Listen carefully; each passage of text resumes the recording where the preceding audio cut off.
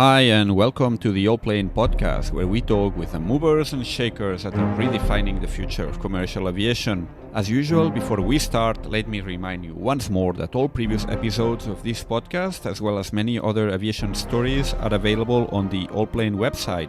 That's Allplane.tv,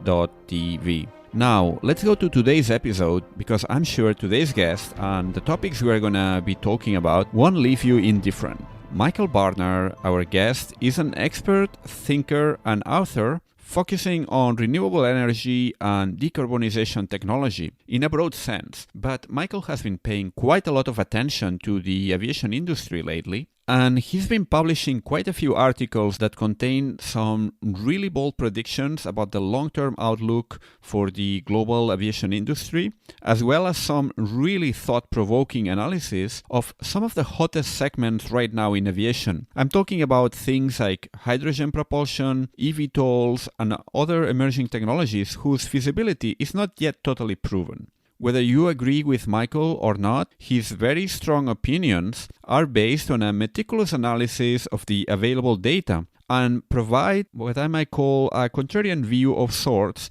that I think is worth listening to in times when it's easy to get carried away by all the hype that surrounds the industry. This is, I think, the longest podcast by far that I've done so far, and to be honest, we could have gone on for much, much longer, since this was a really far-ranging conversation that could have been easily split into quite a few different episodes. So, in any case, that's enough from me for now, and let me welcome Michael to the podcast. Hi, Michael. How are you? Excellent, Micha. How are you? Very well. Where are you joining us from today? Vancouver, British Columbia, which has actually managed to find fall and it actually goes straight into winter. We had snow yesterday. Oh, wow. Yeah, we actually experiencing the opposite here. I'm in Barcelona, and we are still kind of in the summer, so we haven't really got cold this year yet, which I guess it's part of the the climate change situation, I guess, and that's one of the topics that we're going to talk about today. I must say, well, let me start by saying you are not a pure aviation person. You are more of an energy expert. Am I right to call it this way? The way I'll describe it is that I have a background as a global technology strategist and transformation consultant and expert, which I worked in Latin American leadership positions, in Asia, and of course all over North America. Little snippets in Europe. But that enabled me to have a strong systems engineering background to see how technical solutions and components fit into economic human acceptance terms and how they fit into a system of systems which would enable them to succeed or fail. Now, I'd always been an environmentalist, but I didn't have a good outlet for that. And in recent years, I've managed to pivot appropriately to apply the skills I learned from this global technology strategy and architecture career to assessing each of the major decarbonization problems we face globally and addressing the solution sets that are proposed for them.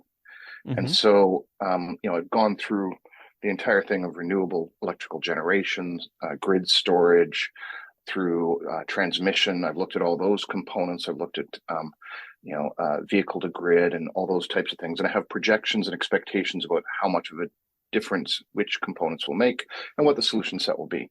And now I'm moving on to the harder targets. So I've got projections through 2100 of all marine transportation fuel requirements and what we'll be doing with those. Similarly, aviation.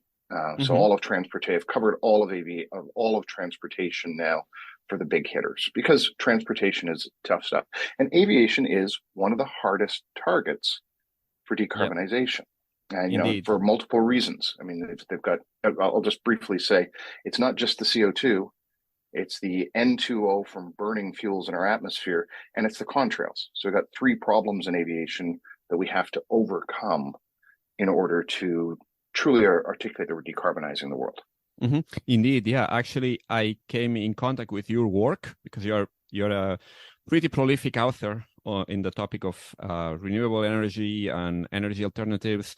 I came in contact with your work because of you've been writing quite a lot about aviation recently, which is obviously one of the, as you mentioned, one of the hardest sectors to decarbonize. And yeah, so you've been writing a lot, but you are also an advisor to an electric aviation company called Electron. We had the founder here in the podcast a few weeks ago, and you also an advisor to several other companies in decarbonization technologies. We can talk about this now if you wish. You've got a pretty strong background in different types of technology. You work for IBM as well, I've seen, and you've been pretty active in different areas. Can you tell us a bit more about yourself, about your professional background, and also the facet as an author, as someone, as a thinker in the field of renewable energy? So the global technology career led me around the world. I dealt with every domain. Canadian National Railway was one of my clients, so I clambered over a diesel electric railway. At that point, I was actually Margaret Atwood, the authors of Handmaid's Tales, pro bono clean tech advisor. She would email me every month or two and say, "Hey, Mike, what about this?" And I would say, "Oh, well, this." She actually introduced me to the Graciela Chichelniski and Peter Eisenberger, who are the founders of Global Thermostat, the direct air capture thing. So I was actually attempting to architect and see how these components fit together. Subsequently, I was trying to shift the freight tanker of the firm I was in to be more focused on where the world was going as opposed to where the world had been. Failed miserably, so I left them. And I was already publishing massively at that point, so it was an easy transition. But I guess there are 3 or 4 things that I bring to bear that assist me in ways that, to enable me to find the useful subset of solutions. The first is I'm a nerd. I'm a big nerd. I actually like doing math. I like doing spreadsheet models. I like looking up actual physical constraints, laws, and figuring out the chemistry and the physics associated with specific types of technologies. I may interrupt you here 1 second. One of the things that basically caught my eye when I first came across your work is that you were very sharp in analyzing, assessing some of these different, let's say, different technologies, different approaches to the decarbonization of aviation. And you were actually not mincing words. You were very straightforward about this doesn't really stand a chance. This is much better. This, that, this. So, it's a sort of, let's say, reality check that you often find missing, especially now where there is all this hype and you see new projects every day and everything is going to work perfectly fine and it's going to be rolled out in just a few years very easily. But then if you actually crunch some numbers, that's when the questions start appearing. And I think you did a really good job in bringing forward some of these concerns about some of these projects that are out there. Yeah, well, there's a lot of money people out there. There's a lot of business people who rely on somebody else to say what's possible or not. And they're also relying on, in many cases, like the SPAC bubble, which I spent a lot of time analyzing, published on. There was a lot of expectation from a lot of the people involved that they'd be able to pump and then dump and get out with a lot of money, and they did. There's a lot of lawsuits pending. The SEC is investigating. I expect some criminal charges, just as Nikola had. And so there's 3 or 4 things going on with that. One is that people want a silver bullet, and so they're susceptible to, I don't have to change. I can actually do exactly what I'm doing, but it'll be virtuous in the future, and it'll be virtuous soon. So I don't have to change my behaviors, and that's a hope, right? And that gets to another aspect of how I look at things. So I do the STEM stuff, but I also spend a lot of time looking at cognitive psychology and behavioral economics. What will actually be acceptable in the marketplace and actually transform people's behavior. I've got a filter for how I assess things, and one of them is respect human nature, which is any solution which requires human beings to change is guaranteed to fail. Any solution which requires human beings to voluntarily fix everything just by individual choices is guareed to fail. We're humans, we're messy. Have you read Kahneman and Tversky's Thinking Fast and Slow? I haven't. I have the book at home, but I must confess I haven't read it yet. You should read it. It's fascinating reading. Yeah. And I've spent time with cognitive psychologists. Like you probably know skepticalscience.com, Well, the website that deals with the top, last time I counted, 198 global warming denial memes. And John Cook is the primary person behind that. He's an Australian, a cognitive scientist. And I've spent a fair amount of time talking with John, and to a lesser extent, his PhD advisor, Stephen Lewandowski, another Australian. And, spend a lot of time thinking about how people think and seeing how they fail to see stuff.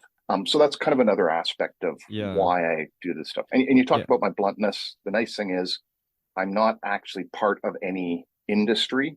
And so I don't have to be nice to people's egos who I know. I don't have to worry about telling them their baby is ugly. I can just say, this is reality, this is not reality. And then, I can do that across multiple domains, which is nice. I have a degree in economics, and particularly my faculty here in Barcelona was very focused on this topic of the incentives. They drilled us all these models, assuming what you were saying. So yeah, I totally get what you say about that.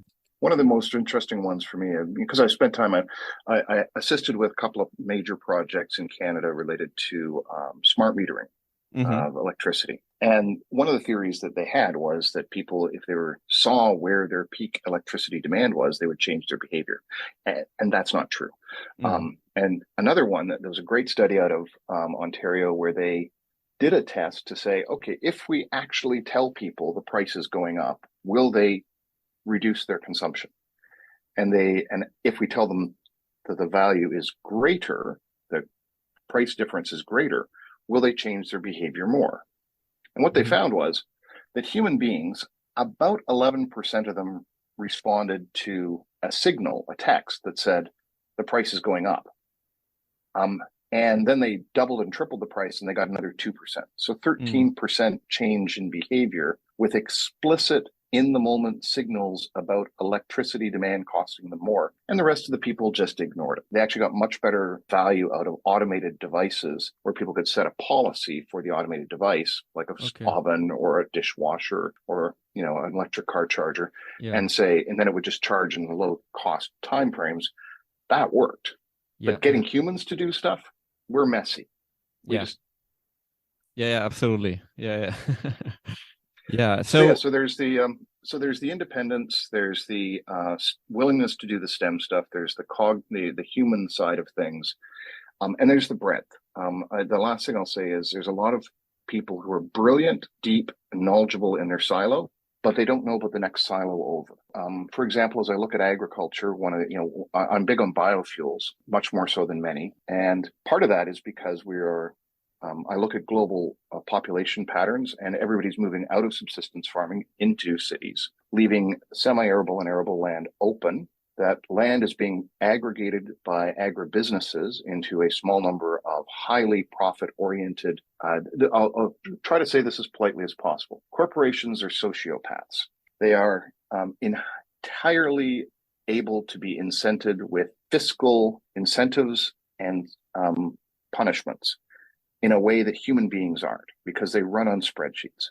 And that means that the agribusinesses, we can incent them very effectively to move to better practices. And one of those better practices is low tillage agriculture. Another is precision agriculture, which saves them a lot of money. It's cheap because it's GPSs and computers and some equipment. And the third is moving to agrigenetics. Agrigenetics has already given us a whole bunch of stuff in the green revolutions. But right now we're going through another phase. I spoke to the CEO and co-founder of Pivot Bio last year, Karsten Temme. And Karsten is a PhD geneticist. And what they've done is they have taken a microbe, which exists in the soil today, which produces nitrogen in return for sugars from the plant root.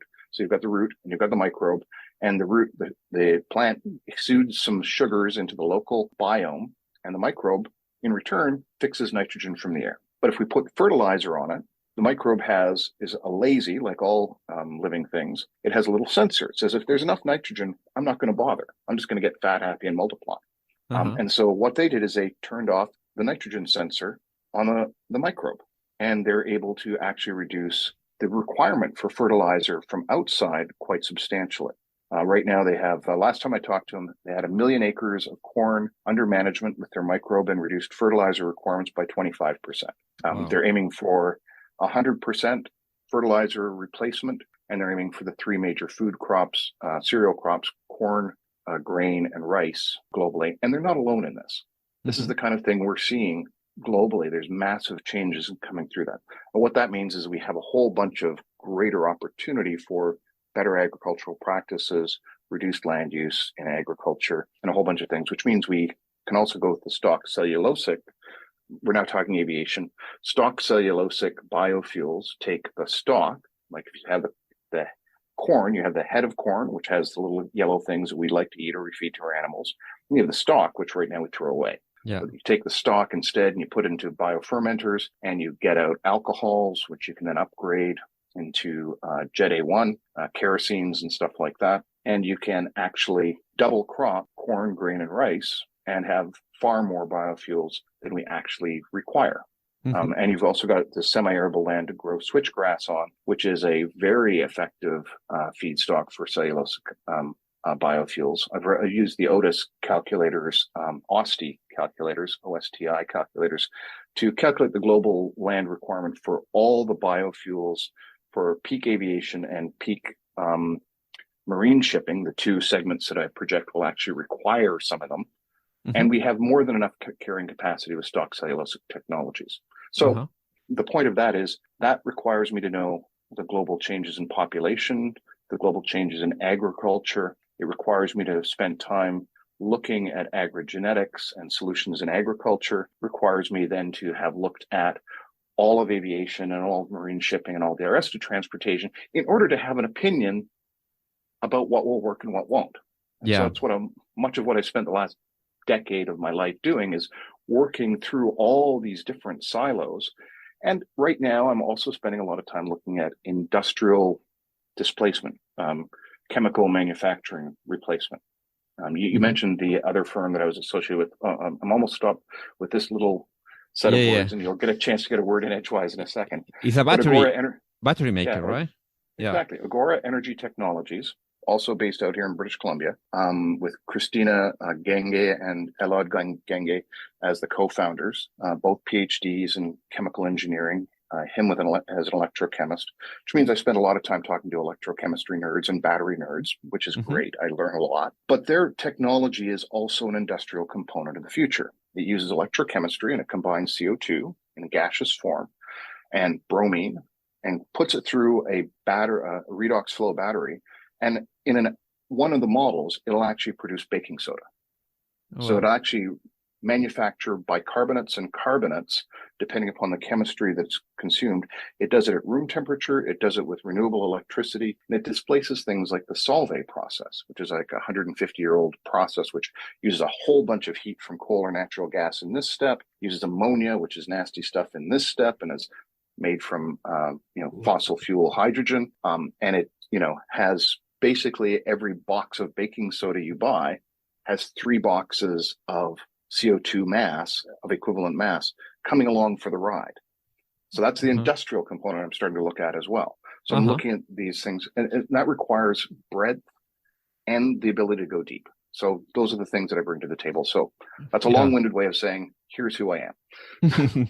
Very good. Yeah, actually, I was looking forward to having an independent expert here in the podcast and someone that could bring a sort of a holistic view of everything that's going on now in the industry, because basically those of us that are tracking this industry, it's becoming even hard to follow all the news that are being made every week, every day. There are new stories, new deals, new projects, new presentations, etc. And it's hard to make sense of all of this and how all these different elements, all these different pieces fit together. You've been touching up on all of them in your writings. If you don't mind, I would like to start by your projections, because you look at air travel demand on a very long time scale. So you are looking at a projection for 2100, quite far into the future. And you were kind of bearish on air travel demand. Then I saw that you recently published another post where you explain how you've been talking with some people in the industry as well that were a bit more bullish than you, and you also mentioned that. So I just was trying to make sense of all this. If you stand by that projection, that basically, just to summarize, you said that growth is going to be flat until 2100.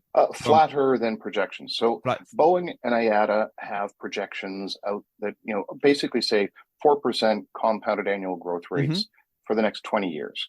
And my projection is that we're going to recover to 2019 levels maybe around 2030.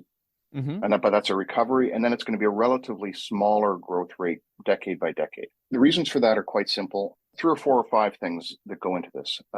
The first is Boeing and IATA have to project 4% compounded annual growth rates, or they won't get investments. Right? So that's a financing and debt management requirement for them to be optimistic. So that's statement one.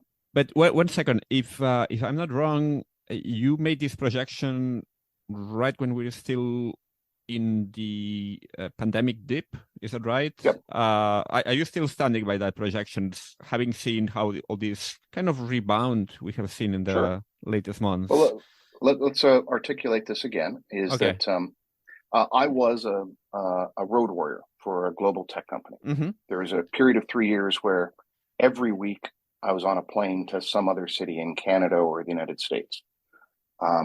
In 2003, I crossed the border from Canada to the United States. 23 times, right? So I was a business traveler. Now, that's 20% of all flights are business travel flights. They've all gone away. The vast majority of business travel is now conducted, just as we're having this discussion, through Zoom. I used to work with teams who would fly in from various places on Sunday, work through Thursday, fly home, work remotely one day Thursday, or work 10-hour days or 12-hour days for the 4 days. And the clients we had always disliked that. The clients disliked that because it was expensive, but there wasn't really an alternative that anybody thought was acceptable.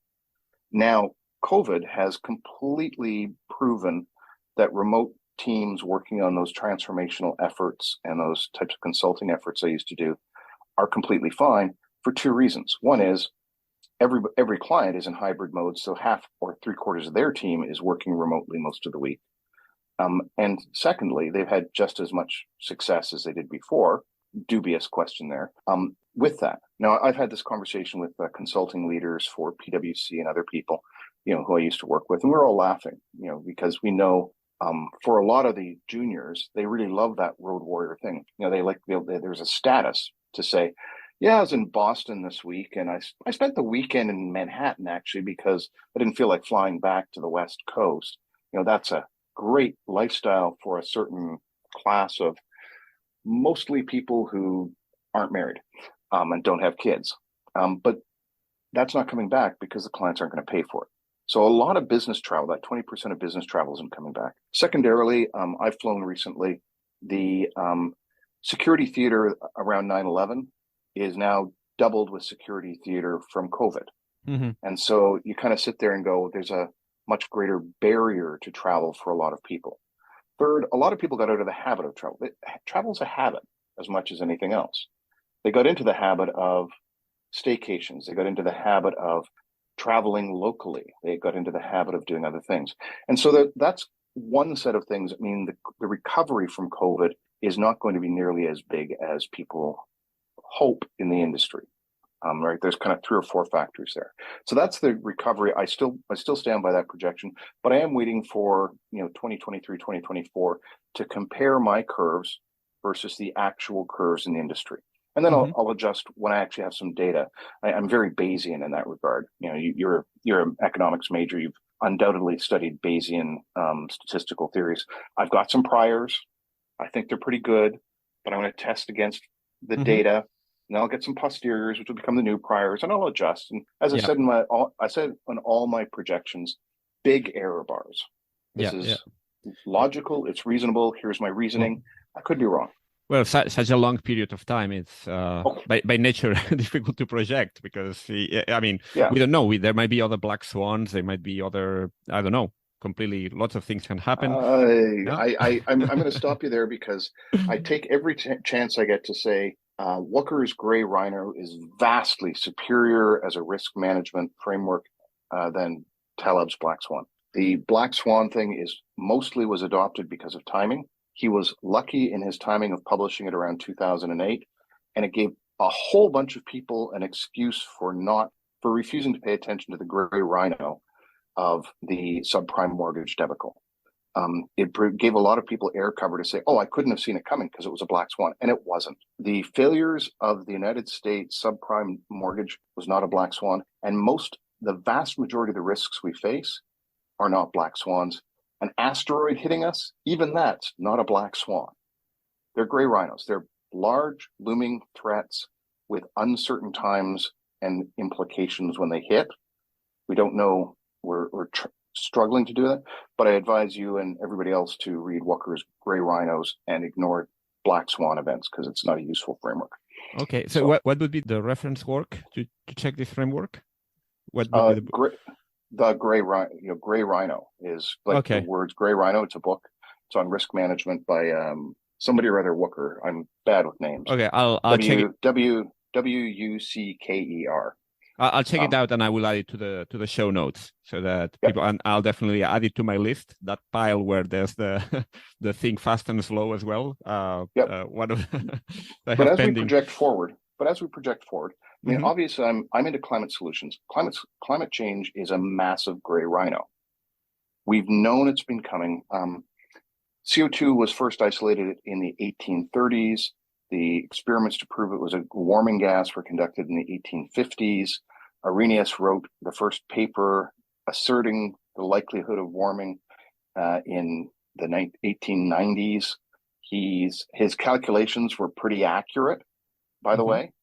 And, as we move forward in the 70s, when we started putting up satellites in significant numbers and doing satellite data assessments, by the early 80s, it was a certainty. And yet here we are in 2022, and still there are deniers, there are delayers, there's significant misinformation that's imposing upon our all too human brains, and we've been ignoring the gray rhino of climate change more than not. And so as I project forward, climate change is one of those gray rhinos. Population demographics is another one. So I track global population trends fairly closely. Right now, what we're looking at is peak population from 2070 to 2100, right? And so as my projection for the last quarter of the century, part of that is we're not seeing increased demand from population. And even by 2040 and 2050, we'll be seeing decreased population growth. And so a lot of the growth that we've been seeing over the past, 100 years for aviation has been because we've had this exponential growth of people. Right. Yeah. And so then I look at, sorry, go ahead. What do you think is going to be the peak population for the planet? It's somewhere between 8 and 11, or somewhere between 9, approaching 10, 9.7 and 11 billion. Are we now at 8 already, or just under 8? Yeah. Okay. Right? Seven something, right? Yeah. Yeah. And so that's one trend. Another trend, though, is increasing affluence. When Gro Brundtland put Towards a Sustainable Future on the table with the United Nations in around 82 or so, 1982, we've been working on the population problem longer and more seriously than we've been working on climate change. Partly because a big part of solving population growth is make people wealthy, or at least make them affluent, get them out of subsistence poverty. Right now, we have about 650 million people still on the face of the earth, living on less than $2.15 United States currency per day, right? That's the absolute bottom of the poverty level. And by the way, that's 2 billion fewer than there were in 1980. So population growth is flattening, and so demand will flatten from that. More affluent people will want to travel more, however, right? Yeah. So as we look at increased affluence, but where is that likely to occur? That's likely to occur in the emerging economies. And let's just take China as the obvious example of that. They have taken 850 million people out of poverty in the past 44 years with their economic transformation.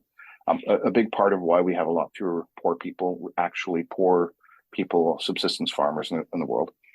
But they've also built 40,000 kilometers of high-speed electric freight and passenger rail, grid tied. And so, as they all move around, their New Year, which is a big time for travel home to their, their local villages, to be with family, to do those things, they're overwhelmingly going by electric-powered ground transportation. I think they had 3 billion passenger trips around that period, over that 2-week period in 2019 before the shutdown. And so, the rest of the world is looking at aviation differently than we did in many cases. Especially because, it's actually, having, taken the train a bunch of times myself, I really do love the lack of security theater on trains. Well, it depends, because, for example, in here in Spain, for example, where I think we have like the second or third largest high-speed network in the world, and I think that it's kind of, the experience is not so different from taking a plane. I think in the sense that they check. That's for a high speed. I mean, if you take a normal train, not so, sure. but yeah, that depends. Sometimes can be like that. Or the Eurostar. If you've taken the Eurostar, that's the thing. You don't need to go to the airport outside the city. That's true. You just drive in and you're there. But, I when I was taking the train out to Ottawa, regularly, I would, rollerblade down to the station in Union Station, and I'd take off my rollerblades and I'd walk onto the train, right? Much easier. But so there's a different class of transportation which is coming in the emerging world, which is different than what we see here. Right? So that's thing one. Thing three, autonomous vehicles for shorter haul sleeping trips. Like right now, it's like a 5-6 hour journey for me to get to Montreal from Toronto. Let's just take those two major Canadian cities, which is something I used to do all the time. But a car that drives itself and you can sleep in it and you start at midnight and you get there at 6 a.m. and you go and have a nice coffee and a croissant is a very different experience. So there's various things like that. The last major articulated trend I'll assert is higher costs. For the next several decades, aviation is going to cost more. As we refuel, nothing is as cheap as fossil fuels that we can use with the atmosphere being treated as an open sewer. As soon as we start pricing fossil jet fuel, and we're actually getting out of that. I did an assessment. You mentioned Joseph Maurice earlier. He'd actually exposed me to the really weird taxation around Jet A1. Yeah, and I wanted to ask you about that. Joseph Maurice of Electron. By the way, I think I mentioned the company, but not him personally. But yeah, I will add a link as well to the show notes to that episode so that people can check that very interesting project out of the Netherlands for an electric plane. But I just wanted to ask you about that because you've got a recent post actually on Clean Technica, I think, where you said it's a high likelihood that the European Union, Canada, not so much the US, are going to start taxing conventional jet fuel more heavily. And that's going to translate into pretty much a doubling of the cost. But we have that effect on one side. But then we also have all these kind of alternatives, things like new forms of electrically powered regional air mobility, for example. And I'm not referring specifically here to eVTOLs, but other types of aircraft like, for example, the Electron or other types of planes. Hard aerospace. Yep. So I'm with you on that the cost will increase when it comes to all these conventional fuels and internalizing some of these costs. But at the same time, we also have new forms of air transportation that are developing. So could it be that maybe overall, if we take air transport overall, is this included in your projections as well? So if we now have, let's say in a couple of decades, we have very cheap electric regional aircraft, for example, that can move to all these different local airports, as some of these entrepreneurs are promising, would that count as well on your projections? Or that would be you consider that a separate market? No, I consider it the same market. So the reality of so I'm very bullish on electric conventional takeoff and landing aircraft. The entire urban air mobility and electric VTOL market is complete and utter nonsense. It makes no sense there is no market. There is no, the battery energy density isn't there. And there's no path to regulatory provision for these vehicles. It's just complete and utter hype and nonsense. But the electric conventional takeoff and landing stuff like Electron, like Heart, have a lot of legs, but they're also going to be a tiny niche of the global market for a long time. A lot of the vast majority of the passenger market right now is hub and spoke turbojets, burning Jet A1, and they're incredibly efficient devices. I mean, the at 30,000 feet at optimal cruising altitude, it's like 55% efficient, which is astounding efficiency for these big, modern, amazing jet engines. It's going to take a while for that to transition out. Electric will not be suitable for cross-continent transportation for quite a while, and it won't be suitable. My projection, intercontinental transportation is going to be viable around 2060, 2070 with battery electric, with some, and there's some big fudging errors in there. And that means that it's only in 2100 that we're down to the point where there's a tiny fraction of planes burning fuel versus just burning electrons, right? But that's a transition over decades. And it starts out, exactly as you pointed out, in short hop regional air mobility, which is a diminished market substantially because the economics of those massive jet engines require they spend as much time in the air as possible. Because when they're on the runway, you're basically just pouring Jet A1 on the runway.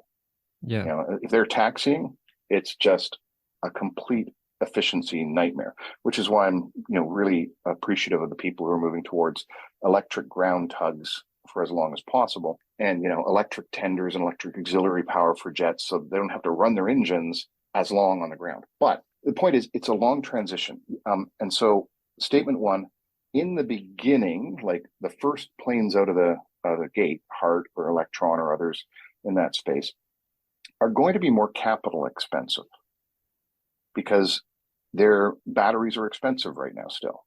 Right, having sufficient batteries to fly people around. The electricity is, as right now in Europe, where Jet A1 was and avgas were excluded from the ETS, the carbon pricing, up until very recently, it was more expensive to run an electric plane for the same distance than to fill it up with Jet A1. Because of this weird loophole for gas prices. Now, that's changing. More and more of the aviation, they actually changed, since I did that assessment, they actually changed the rules again to make them a bit more stringent. Because one of the things that a lot of these jurisdictions are doing is they're saying, well, for domestic flights, we're going to put them on exchange rate. But if they go across borders, well, we can't. And I think that's a competition thing, especially in Europe where everything is so close together and there's high-speed trains and stuff. It would, if one country, say, let's pick a medium-sized country, let's say the Netherlands, right? Surrounded by other things. The Netherlands is not too big. But if they said, well, all domestic and foreign flights, we're going to tax the jet fuel, people would say, well, let's service Denmark, Germany, and France, and reduce our service to the Netherlands, just because of the cost implications. Fuel costs right now are about 19% of the average passenger jetliner's annual expenses. It's a very significant expense. And so, you kind of look at that. So there's these changes that are coming in that are going to make electric not more competitive. But right now, in Canada and the United States and other jurisdictions in Europe, jet fuel is so damn cheap and so undertaxed that it is really hard to compete economically with it. Now, as we move forward, what's going to happen is that, initial batteries, when I had this conversation with Anders Forsland a year and a half ago, and talked about the initial thought for Heart Aerospace. Yeah, the founder of Heart Aerospace, in case someone in the audience is those that are not familiar with the name, but one of the interesting projects in the field of electric aircraft. So just short parenthesis. So Brilliant guy, and absurdly well educated, absurdly knowledgeable. But he and I were discussing that the battery isn't something that concerns us. Everybody talks about the energy density of batteries, but I've spent so much time looking at batteries, and as has he, that we know it's just an engineering compromise space. What weight do you need? What energy density do you need? How much can you afford? You can find a battery that does those things. Can you certify it is a separate question. But right now, what we're at is a point where, Tesla lithium-ion batteries are completely fit for purpose for 200 to 400 kilometer flights for planes designed for those things. Like the Pipistrel was actually a gas plane that they put a battery engine in. Aviation is a different thing. The Electron explicitly is got a longer wings, higher aspect ratio. It's more glider-esque for the passenger numbers to give it more range at a slightly lower speed, right? So it enables to the flight characteristic is an engineering choice. Right now, what we don't have is battery energy density to, do what we've done with 50, airframes that are 50 years old, like 6 times. We can't just rip out the drivetrain, put in batteries and electric motor, and get good range, right? That's still very much a case where something designed for an internal a gas turbine engine and tanks in the wings, it just doesn't work well for batteries. It's just a very different type of beast. And so right now, what we're going to see, though, is, special airframes like Hearts, Electrons, aviation, which means all the tooling costs are there for a smaller number of units, which means more expensive per unit. The batteries are going to be more expensive, right? And so the capital costs for the next decade or so are going to be sufficiently higher than a gas turbine standard engine, something from Cirrus or something like that, that it's not going to be that much cheaper. What it's going to be is more convenient as we activate those small regional airfields. And it's going to give us the ability to, let's just take the really interesting case of Toronto. There's Buttonville Airport, which is, up near closer to Barrie than not. And then there's the Island Airport, the Billy Bishop Airport. Yeah. And a little electric commuter plane going between those two would be a really nice thing for a lot of people to get to the downtown core in an efficient and effective way. I actually flew to Billy Bishop 2 weeks ago. I walked over there from the downtown core. It's accessible. So the point, though, is that those are transformational things. They're new routes. They're different routes.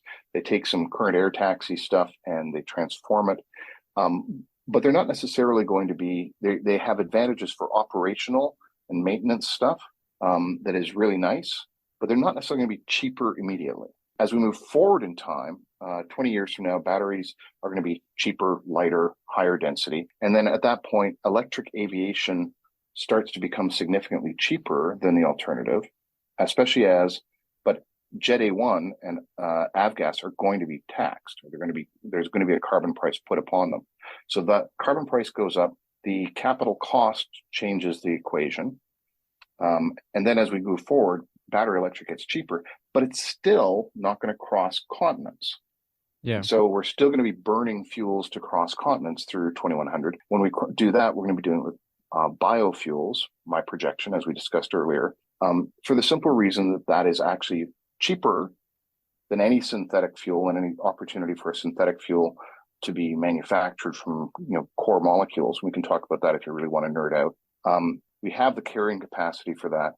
It's still got problems of N2O. We still have to do contrail management, which is pretty easy. It turns out, it's like pretty easy to change the flight operational characteristics to reduce contrails by 80%.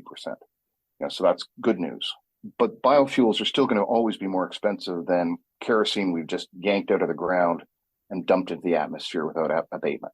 But even at the scale, I know we shouldn't be hopeful that things are going to happen like all of a sudden, like a sort of deus ex machina will come into the scene and change things. But in 80 years, are we totally positive? Well, positive. Are we totally sure that we're not going to have some breakthrough first in battery technology, then in the ability of the sustainable aviation fuel industry to reduce costs by producing at scale, maybe finding new processes? Again, I'm not saying here that the fate of the industry should be dependent on being hopeful that this will happen eventually. But in 80 years, I mean, if we look at other industries, how the learning curve has evolved, and like computing, for example, in the last 80 years, went from these super huge mainframes to having like several million times more powerful computers that are fit in your pocket. Could something like this happen in batteries? Could something like this happen in biofuels? Well, let's start with batteries. My projections through 2100 assume that we make absurd numbers of breakthroughs in electrochemistry and batteries. Right. My projection for intercontinental flights with battery electric require that the batteries are vastly better and lighter than they are today. And I believe that's entirely viable, but it's a weakness that is a risk that it could not occur. Right. There's the reason I assert that we have significant opportunity for that is simply because of the vast amount of research going into battery technology today. My work with, world-class electrochemists at Agora, my assessment of some of those technologies. Do I know exactly what we're going to end up with? No. And people say, well, which exact technology is going to be able to do that? I said, no, why we don't are you know. asking me that? Yeah, we don't know. But if we don't get that breakthrough, we don't get electric aviation between continents. Right. So that's statement one. Yeah. Statement two, biofuels are agriculture. It still requires a lot of energy and a lot of stuff to be processed and a lot of fermentation vats and a lot of stuff.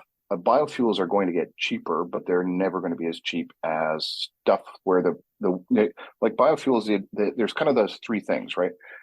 Fossil fuels, the world did all the work for us, and we just do the last 10% of the work. Right? Yeah. We just refine them and distribute them. For biofuels, the world is doing 50% of the work for us. Yeah. But we have to do the other 50%. We have to gather all these things from a great land area, pull them into concentrated areas, process them, upgrade them, because kerosene, we actually just fractionate the petroleum barrel. We pull off the stuff that has the right characteristics for jet fuel. But for ethanol from biomass, we actually have to upgrade that to get it to the point where it's a kerosene equivalent. What about synthetic? So synthetic is broken because we're doing everything. We're not getting nature to do anything for us. So I've done the math on this a few times, and I've talked to experts like Paul Martin and other global people. And I did a report on Northern African hydrogen for Europe recently. Because actually the European Union refuel initiative basically puts a lot of faith in the development of the synthetic fuel industry. So let's talk it through. Let's talk through the value stream, because I did the math on this the first time when I was looking at Carbon Engineering's synthetic fuel claims in 2018, and nothing's changed since then. It's not like it's rocket science. The biggest driver of costs for synthetic fuels is the cost of manufacturing hydrogen. The only way we can make hydrogen, which is actually a climate solution, is we make it from green hydrogen. Green hydrogen requires renewables. And so one of the things that people project in terms of hydrogen costs is, let's say, we can get power purchase agreements for $20 US or $30 US, and therefore that's the number I'm going to plug in for my hydrogen manufacturing. Except those PPAs are in context of a major grid with a whole bunch of other components. So they have transmission, they have distribution, they have management software, they have grid utility, they have backup, they have a whole bunch of stuff. And that solar or wind thing is not the only price adder. That enables us, like you in your office in Barcelona, me in my home office in Vancouver, to have our lights on, to be communicating through the internet with a balanced, firmed electricity, right? An entire web of stuff we just don't pay attention to because electricity is ubiquitous. But in order for us to have that firmed electricity, we have to have all those different components providing that firmed electricity. Yeah. And that means we're going to end up paying commercial rates for electricity, regardless of anything else. If you try to go it alone, let's just take an example. Let's take the Maghreb region of Northern Africa. Yeah. Algeria, parts of Egypt. And let's just take the desert area there, and let's pretend we're going to just build an electrolysis plant in the desert. We're going to pipe in water and we're going to desalinate it, which is a minor part of the cost. But if you build it, then it's not on a grid. That means you have to build all those capabilities of the grid You have to build a lot of storage. You have to build a lot of wind, a lot of solar. You have to build them in a dispersed area, or you have to spend a lot of money on storage. One way or another, you end up in the $90 to $100 per megawatt range for the cost of electricity, right? Now, that's for firmed electricity. And the requirement for firmed electricity is really simple. An electrolysis plant, an industrial scale electrolysis plant, is not just the electrolyzer. It's probably 28 major industrial components and the electrolyzers. And those other components do things like they remove vapor from the hydrogen. They purify the water before it enters the electrolysis chamber. They pump things. They compress things. They deal with thermal management, which is a major problem with hydrogen. And so you look at this industrial scale plant, it's a major capital cost, and only one of the costs is the high cost electrolyzers. Everything else around that is already an industrial commodity that we make tens or hundreds of thousands of a year and use in other plants. We're not building unique pumps or unique dehumidifiers for hydrogen. We're just going to use stuff that already exists and is already common. Electrolyzers themselves, proton exchange membrane or alkaline electrolyzers, are really well-known technology. We've actually built a lot of them as it is. We haven't built millions of them, so we are going to get some cost takeouts, but they're well understood technology, and they're not the type of thing, there's aspects of them that are not as susceptible to transformational cost reductions as people assume. So the electrolyzers are not going to get quite as cheap as people assume, but they're going to be surrounded by a lot of other stuff that isn't going to get cheaper, right? Mm-hmm. You know, it's a chemical plant. It's a chemical processing plant. Chemical processing plants, the components have been highly iterated by massive deployment of chemical processing plants globally. And so that means the capital cost component is not going to diminish nearly as much as the people who like the idea of hydrogen and don't do the math assume. And then the electricity is not going to be as cheap either. With a high capital cost component, you need to run it 24/7, 365, as high a utilization factor as possible in order to defray the capital cost across the units of production. Mm-hmm. If you say, okay, we're only going to make hydrogen when the sun shines or the wind blows, and you have a 50% utilization, that means your capital cost is double per unit of production. And so your price of hydrogen goes way up. If you actually assume high utilization factors, you're at $90 or $100 per megawatt hour for electricity, and your price of hydrogen goes way up because the cost of electricity is higher. You actually have to assume you have very cheap electrolyzers in very cheap plants running on $20 to $30 per megawatt hour electricity in order to get anywhere near these projections of costs that people are making about hydrogen. They are economically fallacious.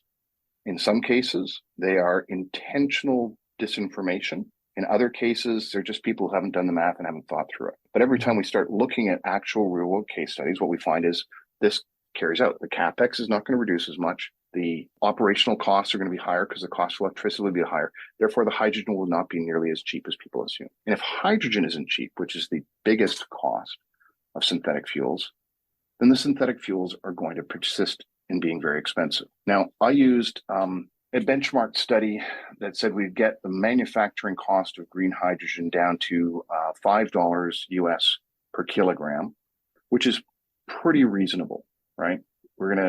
That's actually it's not too conservative. It's not too advanced. It's still a lot cheaper than it is today. So that's what I used in 2018 when I did the math on this. We might get down to 4. We're not going to get down to 1. It's just a fantasy to believe that we'll break the laws of the universe, because we really are with electrolyzers right now approaching the efficiency limits of thermodynamics. You can't make them magically better. It's just there's reality there, and it's reality in a very different way than our advances in battery technologies, where we have new stuff to play with. Right? We are really have significantly advanced electrolyzers technically now. Just making them bigger won't make them magically cheaper. So that means hydrogen stays expensive, right? Hydrogen is going to be expensive. That means that then we have to get CO2 from somewhere, which is pretty easy. It's fairly ubiquitous. Direct air capture is the stupidest idea since, I don't know, leaded gasoline. So that's not going to be providing the carbon, but it's easy to get carbon. I mean, as I say to people, you want CO2? Burn some biomass, do flue capture. We have flue capture. We've been capturing CO2 from flue gases in industrial processes Well, we do that in the Solvay process. We've actually been capturing CO2, as I said, since 1830. We know how to capture CO2. It's very easy. Burn some biomass, get some CO2. And so getting the CO2 is easy, but it has some cost. The hydrogen is very expensive. But to combine them with oxygen from the atmosphere into a hydrocarbon, then you have to upgrade it. And every step you upgrade it, you end up with these. And then you've got all these massive efficiency losses, right? Yeah. As you know, you had the conversation with Tom Vorman the other day, and he was talking about, getting hydrogen and actually getting it into a useful place, you'll throw away tons of your electricity. And that's true for the CO2. And then you have this process of combining them where you have to put energy in to combine them. Then you have to upgrade them. You have to put energy in to upgrade them. And so synthetic fuels, because they throw away all of nature's help, means that we have to do everything nature does for us for free, and it's not going to be cheaper. It's just it's a false belief that we're going through a period right now. So many interesting points here. I'm not going to ask to dig deeper into this carbon capture thing, because I'm sure that would be enough for a whole new episode, or maybe a series of episodes, which can be done maybe another day. Also not aviation related. Yeah, exactly. But well, very interesting anyway. When it comes to aviation, synthetic fuels, you say, are going to remain expensive. How the economics compare to the current setup if we use this hydrogen directly as a fuel, as another whole branch of the sustainable aviation industry is proposing? We have companies like Airbus now going strong on hydrogen. Other companies, startups that are also, basically saying that hydrogen is the future for aviation. What's your view? What's your take on hydrogen as a fuel? Not so much as a component of to make synthetic fuel. So just taking the hydrogen, green hydrogen, we are assuming, and just loading it into planes and using it as a fuel. It's dumb as a box of rusted purple hammers. So A, it's going to stay expensive. So it's not going to be a cheap fuel. But B, so there's aviation. Hydrogen is this amazingly energy dense by mass gas, but it's not energy dense by volume. Yeah. As a gas, it has insanely little density. So you ever seen one of those hydrogen cylinders about 1.8 meters high, big, steel, round? One of those contains about 0.8 kilograms of hydrogen. Yeah. Right. Yeah. And that's gaseous hydrogen. Yeah. It's insane. You have to build this massive infrastructure, and you have to compress it to 750 atmospheres for fuel cell cars, for example, to get 4 or 5 kilograms of hydrogen, which is equivalent to 4 or 5 gallons of gas, which is equivalent to about 25 liters of gas. Right. So we're not going to be using gaseous hydrogen. Instead, what we need to do is cryogenically chill it so that it's a much less, much denser fuel. Yeah. But that requires that we... Minus 253 degrees, something like that, Celsius, something like that. Yeah, it's like 24 degrees Kelvin. And I'll put this in our terms. That's about 294 degrees Celsius. Negative. What is it? 294 degrees colder than we like it. Yeah. Right? Like you're in your t-shirt there. You're probably at 20, 21, 22 degrees Celsius in your apartment. Yeah. You're comfortable. Like right? So that's statement one. It has to be really cold. And that's dangerously, absurdly cold. When we liquefy natural gas is about it has to be 3 times colder than liquefied natural gas. It doesn't like to liquefy. And then when it's liquefied, it really likes to turn back into a gas at the slightest excuse. It's called boil off, where you have these things where it just basically it sublimates into gas. Boom, it's done. And so that means that you've got this thing, this container, and you have to maintain the temperature inside the container at 24 degrees Kelvin. So that's kind of the next thing. There, you have to have this super chilled container, and it has to be as round as possible. It has to be as close to ball-shaped as possible, because the further away you get from ball-shaped, the less insulation something provides. So that means that ball shape, you can't put it in the wings as we do with Jet A1 today. right? And I'll get to mean gross takeoff weight in a second, because that's an important thing that Barnard von Zeke talks about. But you can't put it in the wings. That means you have to put these as close to ball-shaped, super chilled containers inside the fuselage. What else is inside the fuselage? The people. Human beings. Yeah. So you have to put these massive ball-shaped things. At minimum, they're going to take up 20. I did the math on this, and I did the calculations to get kind of somewhat equivalent range. You're taking away 20% or more of the fuselage space for any conventional airframe. Yeah. And that means you're taking away 20% of the passengers and 20% of freight.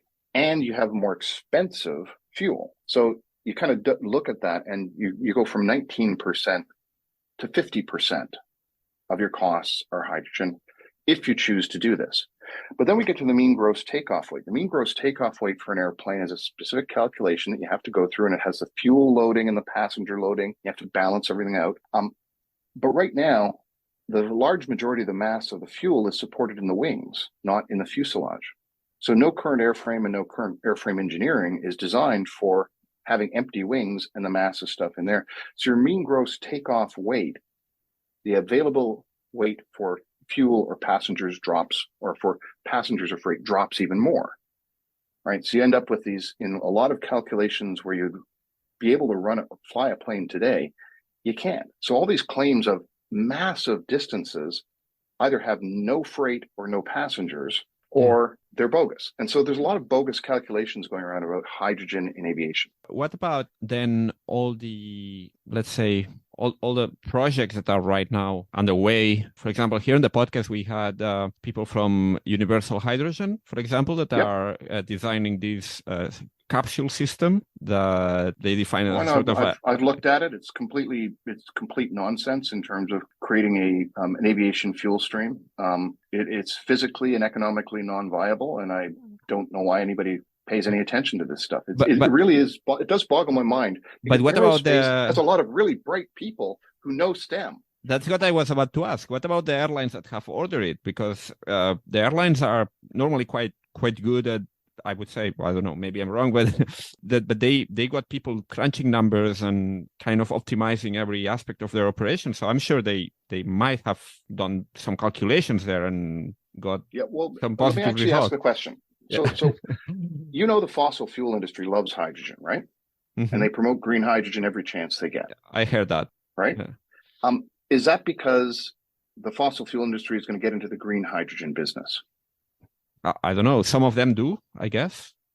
No. It's Michael Liebrecht says it best. Michael Liebrecht, who's the proud to be in AF. Yeah, I take this opportunity as well to recommend his Twitter account and podcast. Michael Liebrecht says it best. He says, the fossil fuel industry can't lose by promoting hydrogen.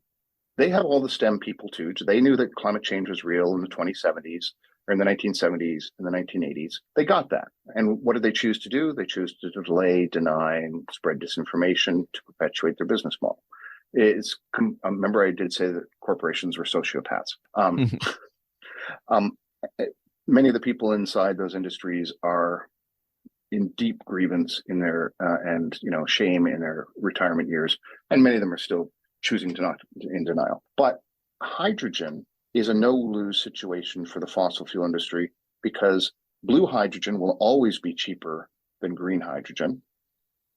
It's cheaper to do SMR and accept upstream methane emissions, which make it really problematic, than it is to do green hydrogen. I've done the math on this. I did the comparison for the Northern African countries. If the fossil fuel industry convinces everybody to use hydrogen as a source of energy, as a carrier of energy, then they know that green hydrogen can't scale quickly or cheaply. Blue hydrogen will be cheaper, and their fossil fuel reserves, where all the hydrogen today comes from, will actually maintain value. If they can't convince people, their fossil fuel reserves diminish in value every year for the next 50 years until there's nothing and they go bankrupt.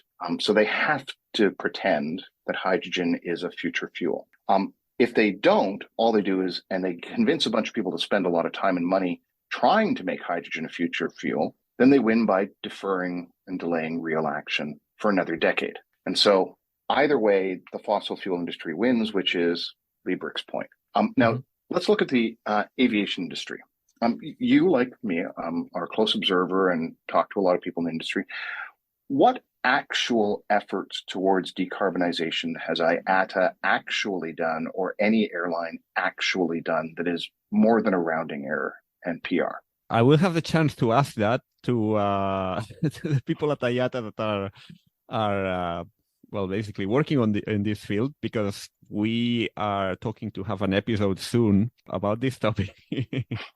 But the answer is, and they will give you a really nice song and dance, but right now the aviation industry is trying to delay action as long as possible. They're doing some good stuff. They're doing some good preparatory stuff. Like most of the OEMs are certifying their aircraft, rotorcraft, and jet engines on SAF biofuels, which have been around since 2011 or so, but they're still more expensive. And they've been flying blended or full bio. I think they just in the past month there was a flight that was actually all SAF biofuel, which is great. I get press releases pretty much every day. Like, this airline has flown its first flight with sustainable aviation fuel. That airline has flown with that different blend. Like, it's like constant, but to the point that I don't know if there is enough capacity right now in the market. Not right now. Possibly not now.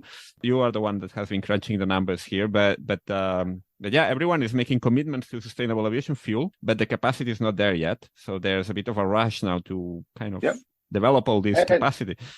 Which is great. But the reality is that even though we've known about the gray rhino of climate change and that aviation is a significant contributor to it for 40 years, the aviation industry has done virtually nothing about it, except for doing some engineering, doing some experiments, doing some greenwashing. That's the nature of the beast. OEMs are corporations.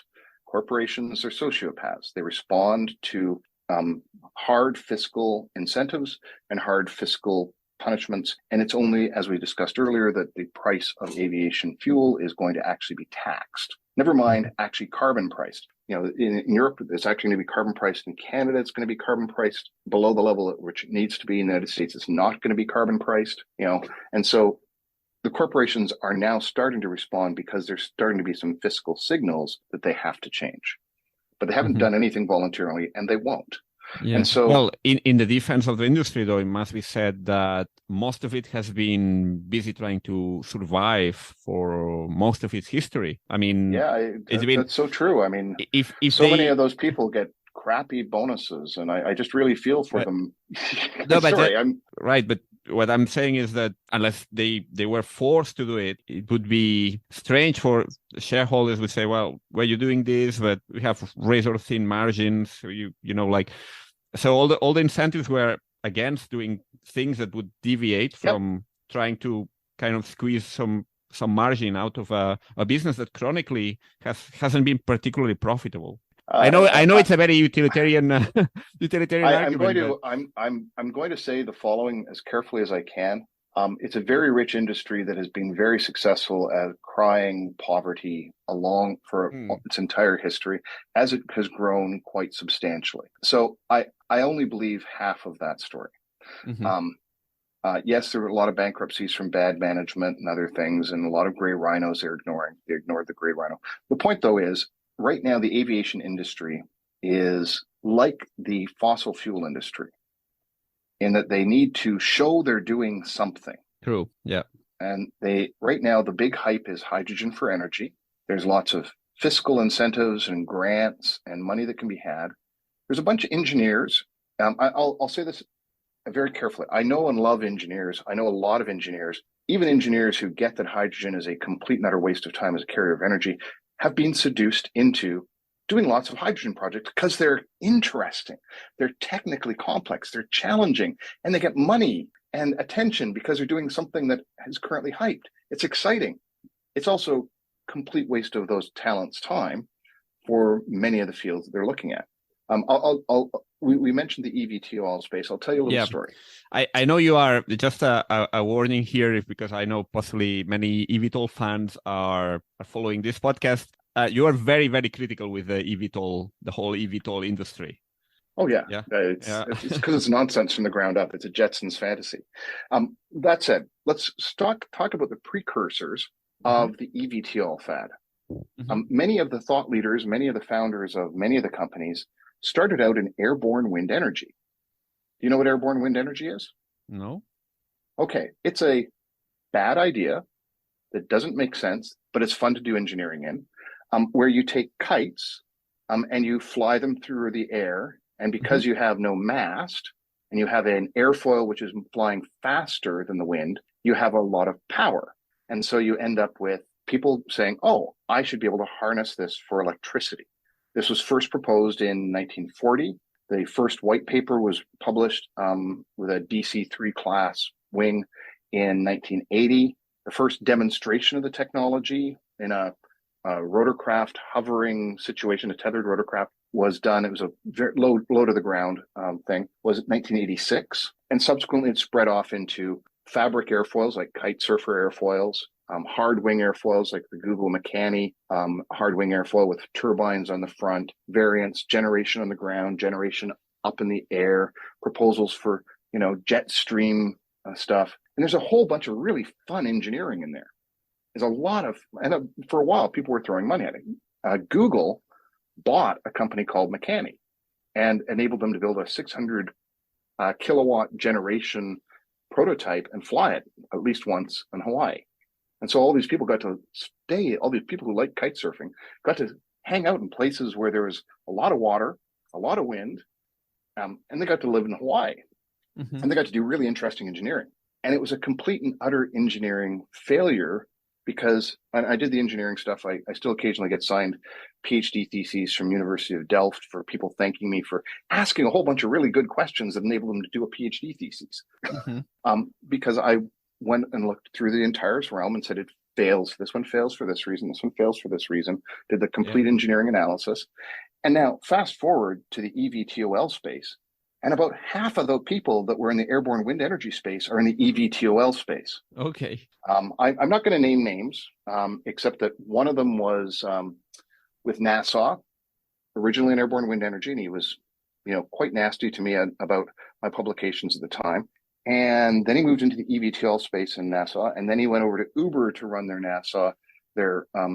eVTOL urban air mobility initial startup, which failed miserably, losing lots of money. And Joby grew out of an airborne wind energy stuff. The Makani people ended up going through through the eVTOL space. And it's a whole bunch of the same people who get seduced by money and hype to do cool engineering, which is ultimately not of any value. And that's the urban air mobility space. It requires, Tom Vollmer was quite polite about the stacked black boxes in that space. My assertion is that he's underestimating certification. Path certification for Joby is $1 billion. The total addressable market is minuscule. I lived in Sao Paulo for a year. And Sao Paulo at the time was 20 to 28 million people, depending on where you cut it. It was at the peak of Brazil's economic rise. It was just starting to go down the other side. So it had lots and lots of billionaires, lots and lots of deca-millionaires and centimillionaires. It had lots of people with estates on the outskirts, had lots and lots of private helicopters, corporate and private. It had the most privately owned rotorcraft of any city in any country in the world when I was there. And there were only 750 of them. There was that was it. And so these people are projecting they're going to have 4,000 of them or 10,000 of them I'm just going to say they're smoking crack or they're providing crack to their investors. So their investors will smoke it because it makes no sense. It was a jam-packed roads. It was massive urban area. It's actually quite well-behaved drivers compared to Mexico, where I spent some time as well. Different aspect of Portuguese versus Latino. It's just a different mentality. But there is no market for urban air mobility. There is no path to certification to fly autonomous vehicles, large autonomous vehicles over children's in schoolyards. It makes no sense. And many of the same people from the airborne wind energy arena, which made no sense, are in this. Now, some of them are actually saying, okay, now that I'm mature and I know I can get money, I am actually going to do something that I think will actually deliver climate value. And so electric conventional takeoff and landing airplanes have climate value. they're going to start to displace and eat out the bottom of the larger aviation market and slowly be a significant part of the decarbonization story. So, but it's easy for Airbus to find people excited to work on hydrogen and the engineering stuff because it's got lots of hype. Oh, what do you do? Well, I'm working on hydrogen for Airbus. Oh, that's cool. Tell me about it. As opposed to I'm, working on batteries. Well, everybody's got batteries, but everybody's talking about hydrogen. So the point there is that right now the airline industry is still very much in the phase where they can get a lot of grants and a lot of hype and a lot of attention, a lot of governmental support for doing hydrogen, and they can get a lot of engineers excited about it. That doesn't mean it's meaningful. They don't lose at all by putting a fraction of their revenues, a fraction of their profits to this hyped area. And so that's kind of the story of the fossil fuel industry can't lose. The airline industry can't lose by doing this, except we lose if the fossil fuel industry and the airline industry don't get their crap together. So, So what's your view on all this move towards the decarbonization of aviation? I mean, if we said the sustainable aviation fuels are going to remain expensive, eVTOLs, you say, are not an option, and batteries are going to be limited, and hydrogen doesn't make sense. What are we left with of the whole wave of hype we have? Well, once again, though, remember I said that aviation is going to be more expensive. Fuel costs are going to be more expensive. And, while individual humans are irrational, as a mass, if we say that something's more expensive, demand will be diminished a bit, right? It's like when you and I go and book a ticket and it costs $500 more than it did, a year ago or 2 years ago, or in 2019 or 2018, we're going to say, what else could I do, right? As you kind of like compare and contrast some economic choices. Well, my budget is 5,000 euros, but the flight and the hotel is going to be 6,000 euros. What are my other choices? Do I really want to spend the extra 1,000 euros, right? So the cost of aviation is going to increase. In Europe right now, as I said, it's now aviation fuel. Jet A1 is now included, or will be included. I think it starts next year in the exchange traded thing, the ETS. So it's going to be carbon priced effectively, which will cause it to go up. The sustainable aviation biofuels is an emerging commercialized market, so it has to grow. Demand, the increased demand for that will cause the market to emerge globally, especially as Jet A1 increases and the price difference diminishes substantially, right? And, when we actually price Jet A1 at the appropriate price from a carbon pricing perspective, then SAF biofuels look cheaper because they are, but they're still more expensive than Jet A1 was when we didn't tax it and didn't price it, right? So the demand will still be there, but it'll be diminished because of additional costs. That's fine. Electrification is proceeding. Tom Vormer said 2030.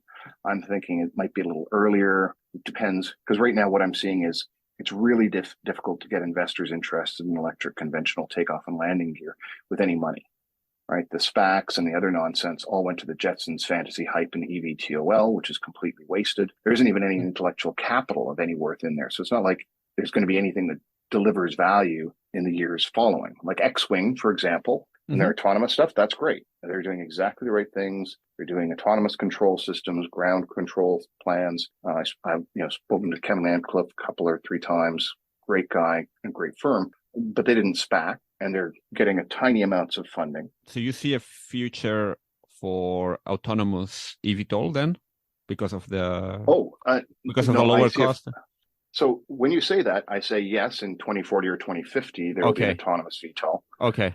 But autonomous cargo planes that actually are routed around any significant risk areas, like over rural areas, avoiding schools, avoiding, et cetera, those will probably be certified for at least, X-Wing has already got certification for test flights with observer pilots. And so Europe put in place what I think is a back of the wrong thing, which is the corridors. But as we look forward, what we need is projection of three things, right? We need battery energy density and electric airframes designed for batteries. And that's going to mature quite quickly. So 2035 will probably be well enough mature to do a lot of good stuff. We actually have sufficient energy density in reasonably priced batteries today to fly 200 to 400 kilometers if you can find a business model for it. It's the business model, and Tom was right exactly on that point. The second thing is autonomous flight capabilities. There's a lot of autonomous flight capabilities. It's easier to do autonomous airplanes than it is to do autonomous cars. There's just a lot fewer things up in the sky. Right? You need some different sensor sets integration. It's actually a place where LiDAR might make sense as opposed to on the ground where they're wasting a lot of money on it. I've done the autonomous sensor set for autonomous vehicles on the ground, and I've got a background in machine learning and robotics as part of my weird background. So I actually have assessments that I published around that entire space quite a long time ago now, 8 years. But so you need autonomous aviation, and that requires digital air traffic control with unique transponders on everything in the air, which are updating, and it has to be common. I'm actually an advisor in Stealth on another electric aviation thing, and the CEO there, whose name will also be in Stealth until we can actually make it public. Let me know that there's something really weird about Europe, which is that gliders actually have their entirely separate detection system, transponder system, aviation control system, so that they can actually, fixed wing gliders can actually spiral up inside clouds and avoid one another. So they actually have a detection system for other gliders that's completely separate from powered aviation, and it has to become the same as powered aviation. Interesting. Right? You have to merge those things. Right? So the digital air traffic control with unique transponders, that's the one that is most subject to problematic regulatory maturity. I project that one's going to be mature and baked in top markets, the biggest markets, about 2040. It's going to take that long. It's not like the digital air traffic control, a unique transponder, the computerized airspace stuff, managing 100 things in the air in a large volume of air is hard for computers. It's not a technical problem. It is an operational safety and certification problem. It's a regulatory problem. Right? We have to move away from English as the standard language of aviation air traffic control globally to computers speaking to computers. An air traffic controller saying, I want this plane to take this flight path, that being transmitted through standardized methods to the plane, and the plane, for the most part, doing most of it with the oversight of a pilot. Right? The big planes. But then the small planes doing it without any oversight. Right. So digital air traffic control, airframes that are designed for electrification, and autonomous flight aircraft. And autonomous flight is also not particularly difficult. Right. We have drones that do that. We have, all sorts of most of the military drones have significant autonomous flight capability. They'll do a whole bunch of stuff. It's not hard to do. Getting approval to do it is the hard part. So we need those things to mature. They'll mature at different rates. And around 2040, we'll actually have lots and lots of unpiloted cargo aircraft in the air, and we'll actually be doing autonomous passenger travel in the air as well. That's when we'll have at least shorter flights, air taxi kind of things. But those air taxis will be fixed wings, and they won't, and there might be some cases where a rotorcraft will exist, but the rotorcrafts will not be tilt rotors. That entire tilt rotor thing is a dead end technically. There's a reason why the only aircraft which take off and land vertically and then transition to horizontal flight are in the military. There is no use case for them. Well, there is this Italian company now. It's hasn't launched it publicly yet, but I think they are planning to launch one for the civilian market as well. I think it's the AW. I don't remember the number. Is this our Augusta, the Italian company? I think it's part of Leonardo Group, I think. There's lots of, all these tilt rotor things are dead in the water for a variety of reasons. But let's talk about the tilt rotors just for a second. So the most famous tilt rotor, the only one that actually exists, is the Osprey. Yeah. The Osprey has killed 51 people by falling out of the sky. It has never been shot down. Like, none of these people have died in combat. Yeah. They've died just flying the plane. Yeah. Because of a technical difficulty of having this movement, huh? It's really hard to do. And as soon as you say it's really hard to, and so electric rotorcraft that just basically let's just take the complexity levels. So complexity level 1 is a quadcopter, right? It has variable speed motors on each corner, and it goes up and down, and it can increase and fly through the air. It has significant power limitations, has range limitations. Around 2040, 2050, we'll have the battery power to do that, right? And get actually reasonable range and reasonable use cases out of it. And it's simple. It's dirt simple. Then you get the next level of complexity, which is a current rotorcraft, jet turbine with the weird rub your head, pat your head and rub your stomach simultaneously control system that takes pilots a long time to figure out. And then when they do, and then they can fly sometimes. That one, those rotorcraft require 4 to 5 hours of ground maintenance for every hour of flight. And they're very expensive from an operational cost as a result. It's like $500. Last time I checked, it was over $500 per hour US for every hour of flight. So it's quite expensive. Then you get into tilt rotors as another layer of complexity.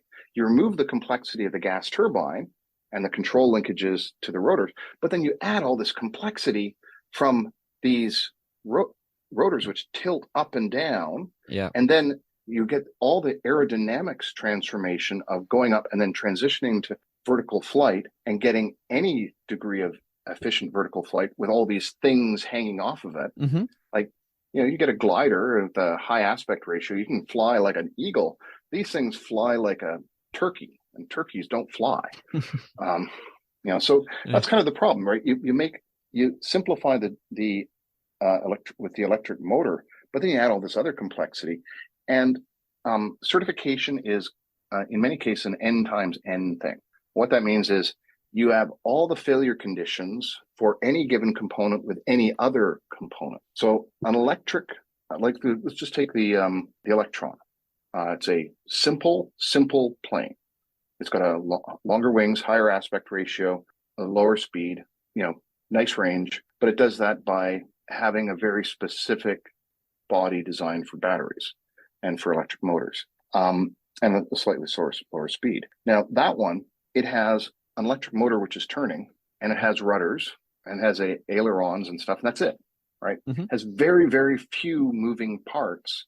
So the certification, the N times N, is actually easier for that compared to any gas turbine engine if you want to certify the entire engine and plane. Right? It's much easier to certify as soon as we have a certification pathway. And we do under EASA. Pipistrel did it, right? It's getting baked. They understand it. It's not hard to certify an electric CTOL now that Pipistrel did the hard work. Yeah. But you kind of look at the electric rotorcraft, the N times N of all the failure conditions of those tilt rotors as they go up, then can transition. And then many of them are claiming autonomy on top of that. It's just like it's like you keep multiplying the number of failure points, and the certification process becomes mind-boggling. Getting one of those certified is probably equivalent to certifying, the C series from Bombardier, which is now over with Airbus. It's like that level of complexity and cost. Rotorcraft by themselves are expensive. As an expert in rotorcraft shared with me, it costs, what is it, 100 million per ton of unladen aircraft weight to certify a current rotorcraft. And that's with a very conventional platform, well understood, like something from, like a Textron, Bell Textron standard, 6-passenger executive helicopter, $100 million per ton of airframe. Yeah, and actually, I had an expert on certification here on the podcast a few weeks ago, and she was pretty clear about that. It's costly and takes lots of time. Yeah. And so electric conventional takeoff and landing, as soon as they've got a pathway for those, it's actually going to be cheaper to certify those. They've got most of that pathway in place. But at that point, you then say, okay, there aren't that many of them, but it's still expensive to certify because they're flying above our heads. They have to be safe. So it's still going to be expensive. It's just going to be less expensive eventually, right? So it's kind of nice. But the tilt rotor stuff, it's just, I don't care who's bringing it to market. It's doomed. It just makes no sense. The beauty, the superpower of battery electric is simplicity. Yeah. And so the use case for, like I talked to the CEO and CFO of Blade. Blade is the only scheduled operator of rotorcraft in all of North America. They've now actually taken over the rotorcraft helijet operator in British Columbia that I've taken over to the island many times. And they do the Manhattan to JFK runs and Manhattan to the Hamptons, they also the Hamptons. They also do private jets, right? Yep. And so for them, in 10, 15 years, a static rotorcraft hexacopter with suitable to carry 6 people, probably 15 years, will be viable for them to go from the heliport at the ferry terminal and the port in Manhattan to JFK. But that's 15, 20 years from now. That's not tomorrow.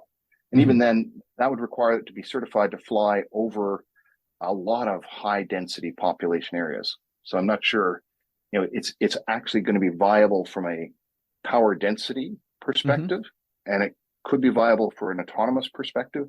But once again, digital air traffic control plus autonomy plus battery energy density plus airframes, right? So it's those 3 things which are in my regional air maturity model that lead to it being more universally viable. In the next, as I said, with Kevin Ancliffe and others, the next 5 years, we'll start to see the regional air mobility. But in order to actually grow it to a significant numbers, we have to get rid of pilots because they're a significant choke point. We have enough pilots for the initial growth of the market. We have to get to autonomy for significant growth of the market. What about all these orders, outstanding letters of intent, many airlines committing to hundreds of eVTOLs? Pretty much every major airline now has an order for a few dozens or even hundreds of eVTOLs. Have you read any of those contracts? I haven't. Yeah, no. I think I haven't read the small print. I haven't read. No. No. These are once again, the airlines are asserting that they're doing something without any actual commitments that they have to worry about that are more than rounding errors from marketing budgets and engineering budgets. And so that's kind of statement 1. Statement 2, there are people who fly in helicopters all the time, from executive palatial stuff to heliports and stuff, and they think that's a huge market. And many of them are the heads of airlines. So the heads of airlines are kind of embedded in the wrong space to understand how many of these things will actually be in use, because they and their friends do this, so they assume a lot more people do it. It's the availability bias. It's a cognitive bias that Kahneman and Tversky talk about, back to something we talked about at the beginning.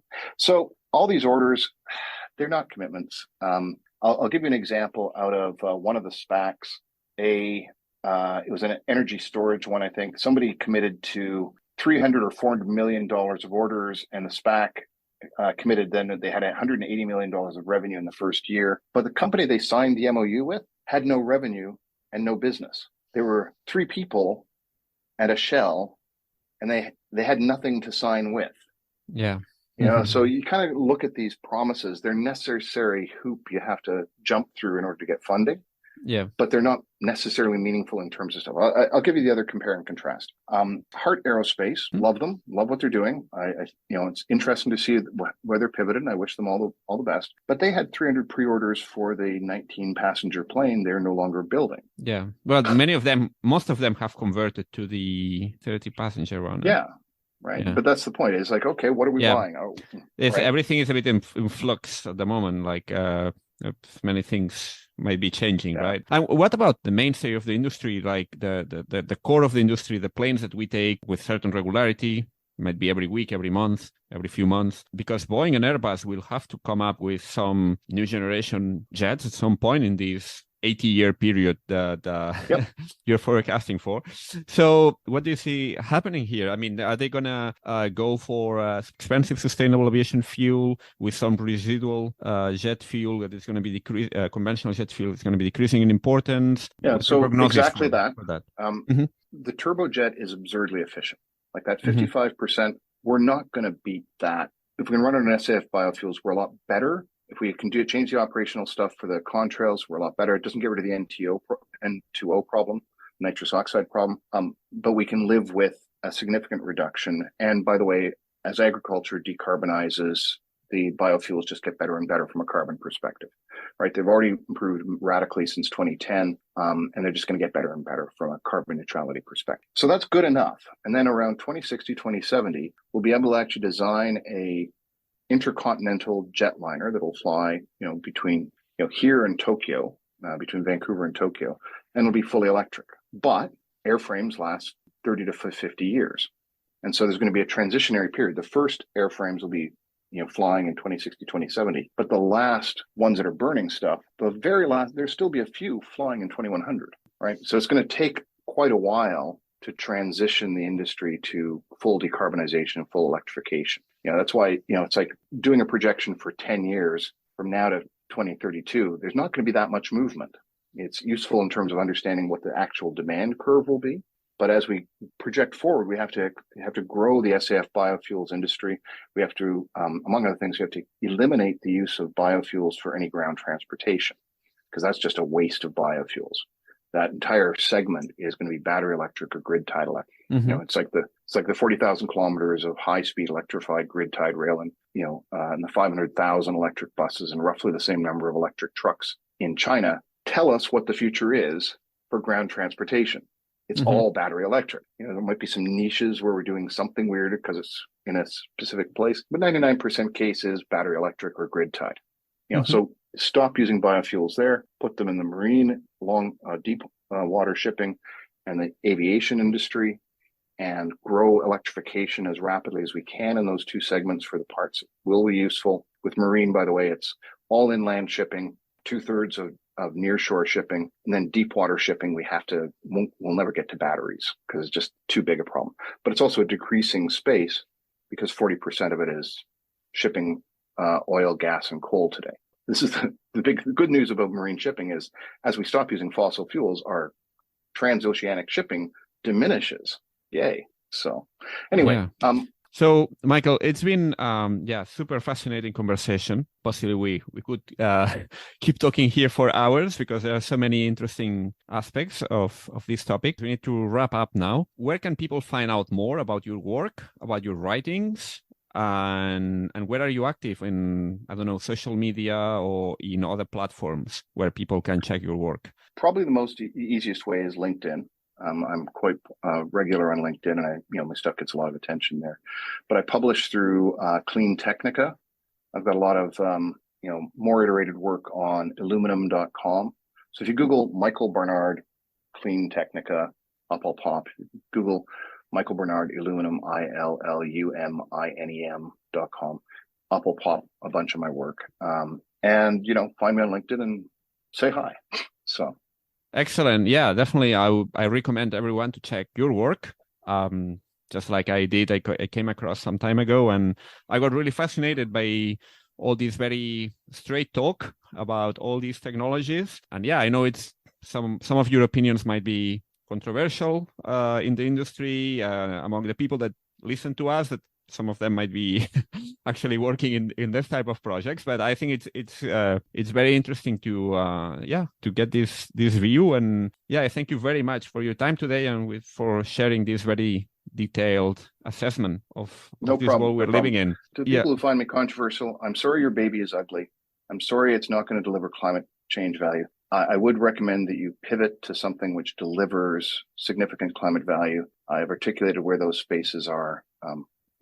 You want to be able to live with yourself in your retirement. Well, thank you very much, Michael, for your time today, and looking forward to have you some other day here to continue talking about this very interesting topic. Thank you for having me, Michael. Take care. Thank you. Bye. Before you go, and if you like this podcast, a quick reminder that it would be absolutely great if you could please give it a rating on Apple, Spotify, or whichever platform you're using, or recommend it to a friend or whomever might be interested. Thank you very much.